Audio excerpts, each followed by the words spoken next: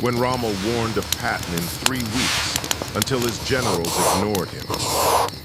It sounds like a line from a legend.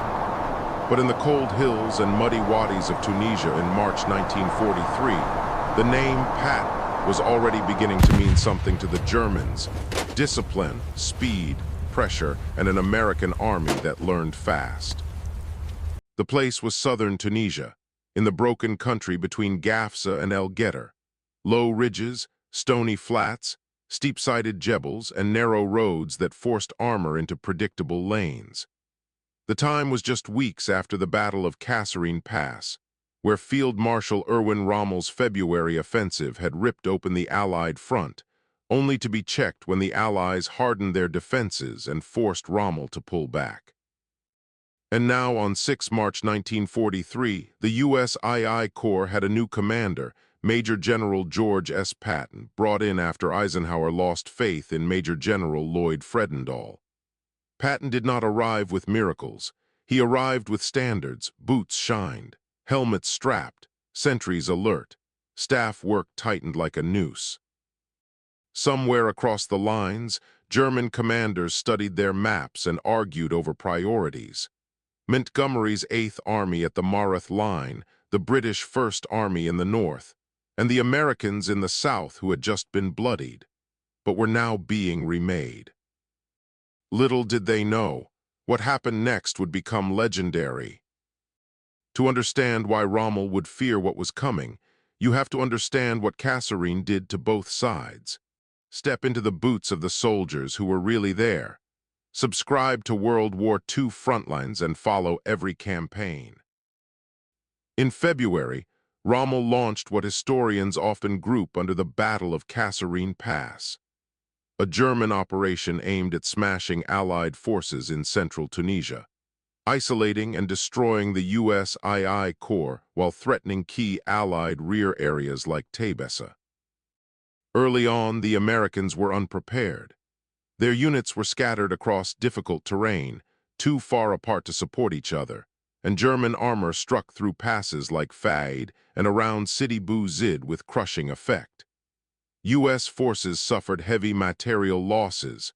Fredendall's own report recorded II Corps losing 183 tanks during the fighting, while the Germans claimed thousands of prisoners. But the story did not end with a rout.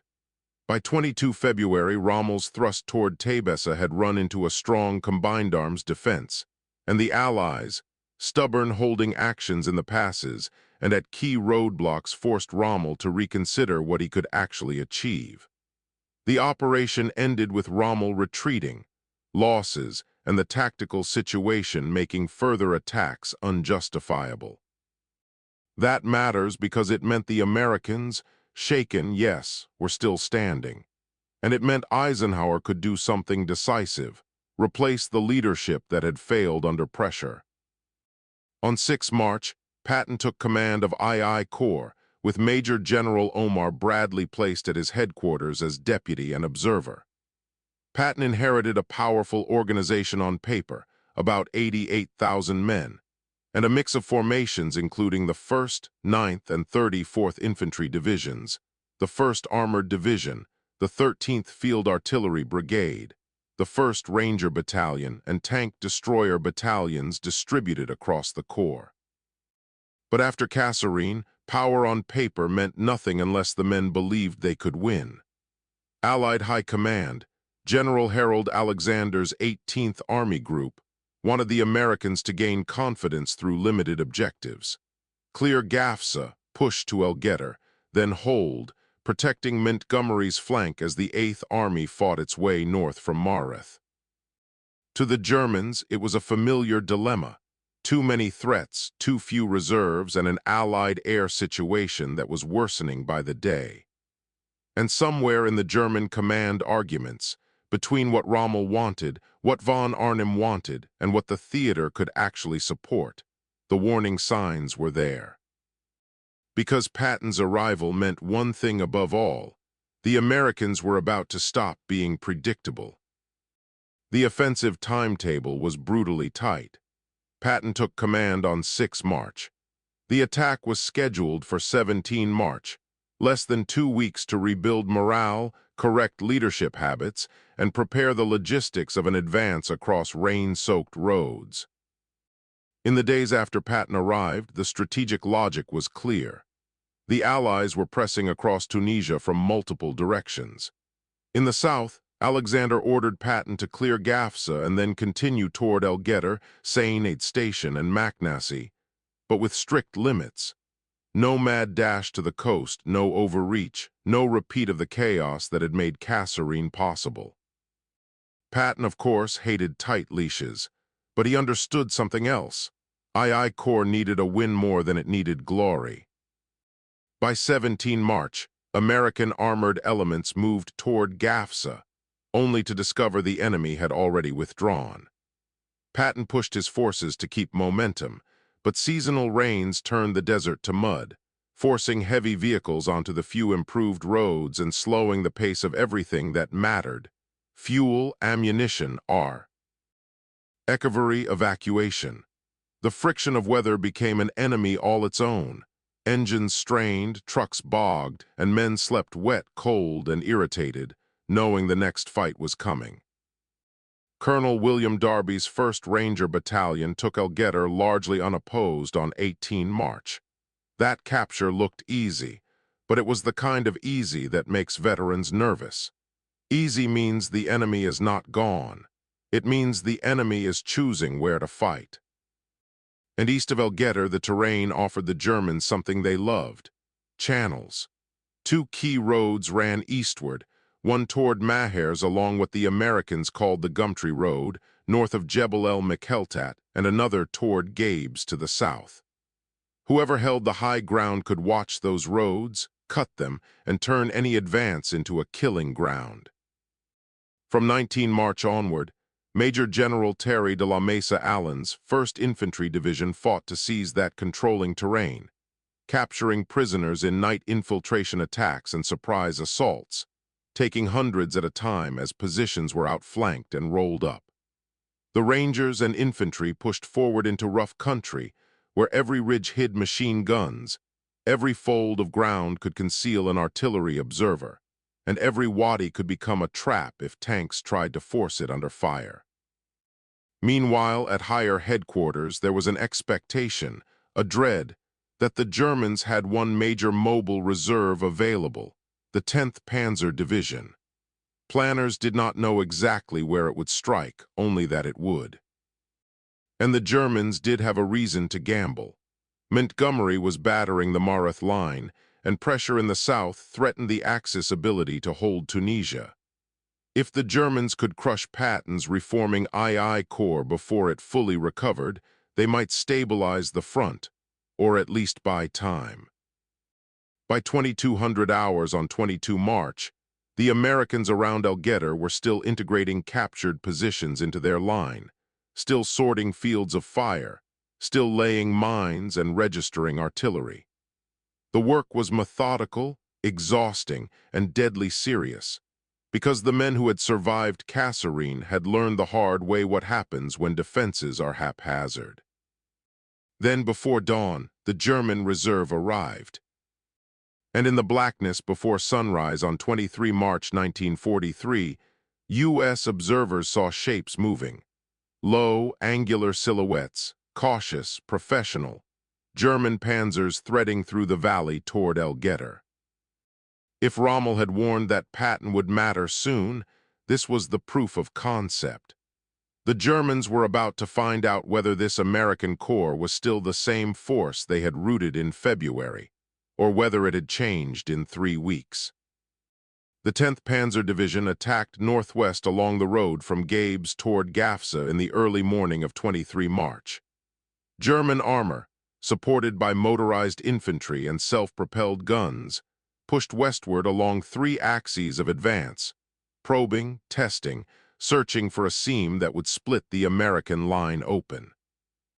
The initial minutes favored the attacker. Tanks in motion always feel like inevitability, steel moving with purpose, engines growling, tracks grinding rock into dust and mud into paste. For American infantrymen dug into shallow positions, The sight of advancing panzers had a special kind of terror, a memory from Kasserine where German armor had seemed unstoppable. Fear gripped the men, not the paralyzing kind, but the tight, focused fear that makes your fingers numb on a rifle stock and makes you count your rounds twice. Somewhere in those lines were soldiers who had watched friends burn inside tanks only weeks earlier and who now swore, quietly, fiercely, that it would not happen again. The Germans pressed forward toward the Kedab Wadi at the base of Hill 336. It was the kind of ground that looks harmless from a map, a depression, a natural line of approach. But hidden in that approach was a dense minefield, laid with a simple intention to stop armor dead in the open under guns.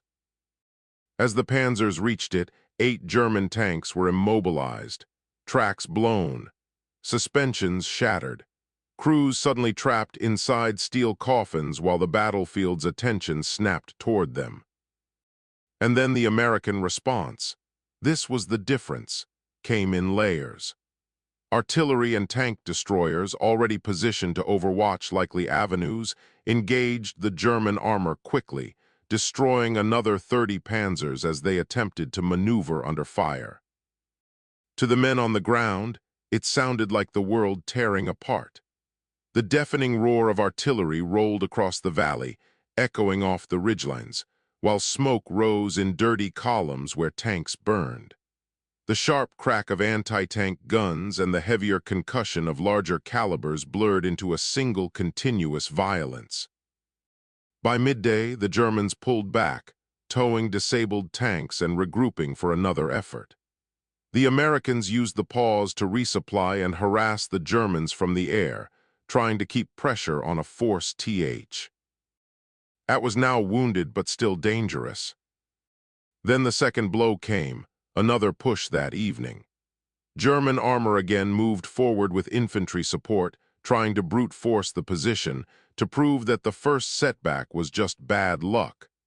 But artillery rained down on the tanks and the supporting infantry, stopping the attack in its tracks.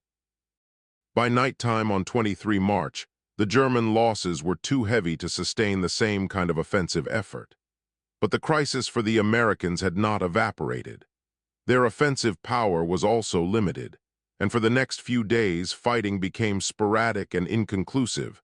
Shots, patrol clashes, artillery duels, and the constant strain of waiting for the next armored thrust.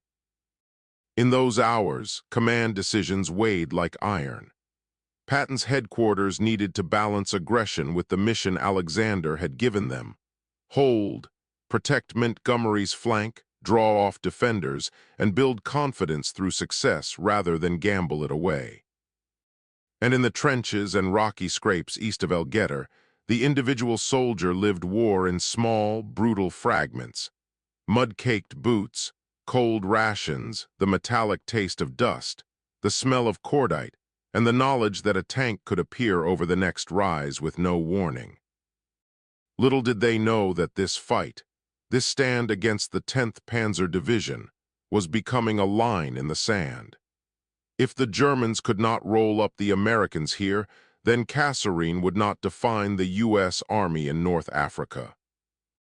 Because what happened next would become legendary, not because it was clean or glorious, but because it showed that the Americans had learned how to survive a German armored attack and how to make it pay.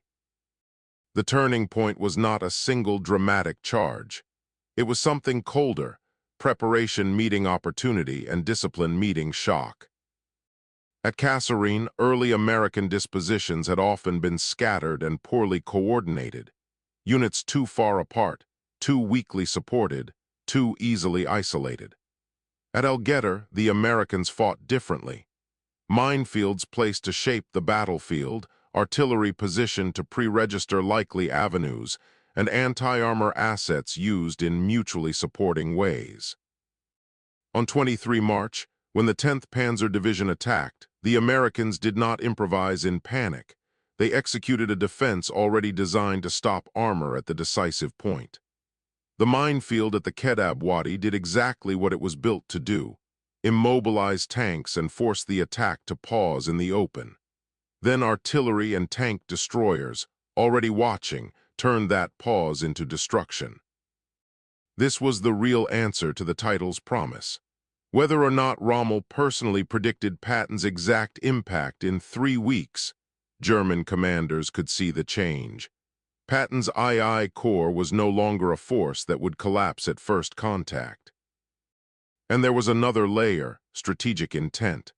Alexander's plan was to give II Corps limited objectives so the Americans could build confidence through a series of small successes. Guettar did that. It did not end the campaign, but it proved that II Corps could hold. The Germans, meanwhile, were being squeezed. Montgomery's forces would soon launch Operation Supercharge II on 27 March, outflanking Axis positions at the Mareth Line and forcing a retreat toward Gabes. The German situation in Tunisia was becoming a matter of time and attrition, not maneuver brilliance. Patton's role in this moment was also psychological. His leadership style, strict, visible, demanding, created an environment where soldiers expected to be judged not by excuses but by results. And after Kasserine, that cultural shift mattered as much as any weapon upgrade or new liaison officer. By the end of March, II Corps had not achieved a grand breakthrough, but it had changed the narrative of American ground forces in Tunisia.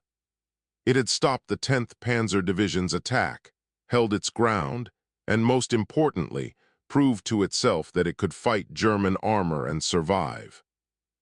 The generals who underestimated that transformation, who assumed the Americans would not improve quickly, were now staring at burning panzers in the valley approaches to Guettar. The fighting around Guettar did not produce a clean, triumphant American exploitation. After the heavy actions and the German counterthrust, American combat power was insufficient to continue a major offensive push, and the fighting settled into days of sporadic engagements. But operationally, the result mattered. Patton's II Corps acquitted itself reasonably well, and unlike February, when American forces had often reacted in penny packets, March saw U.S. forces better organized and more able to hold the initiative.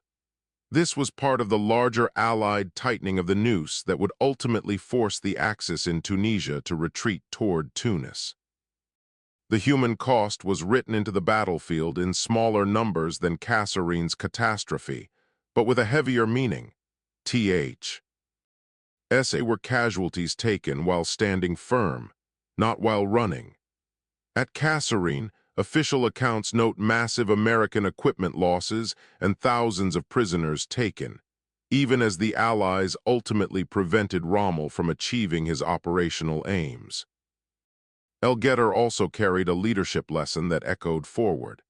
Patton's frustrations with perceived slowness in subordinate command would lead to reliefs, and Allied command relationships, British and American, would continue to strain as the campaign progressed.